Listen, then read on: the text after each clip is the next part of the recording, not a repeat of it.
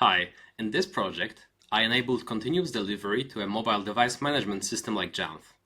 I'm delivering a signed mobile app to manage devices with precise targeting. Here, you can see a sample build. The pipeline pulls the code, it builds the app, runs all the tests in parallel, as well as the security scan, and signs the artifact. This project used MDM to manage devices and apps, so this is where we upload the app.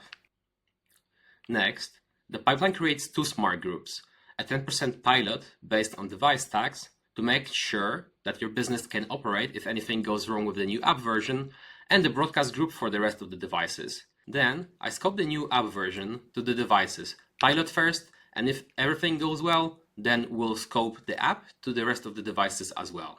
The console shows all the API calls and affected devices, so the change is visible. Furthermore, a pipeline like this can be integrated with your change management software, like ServiceNow, so your team does not need to update any requests by hand. If you want this implemented in your environment, send me a message or invite me to your job.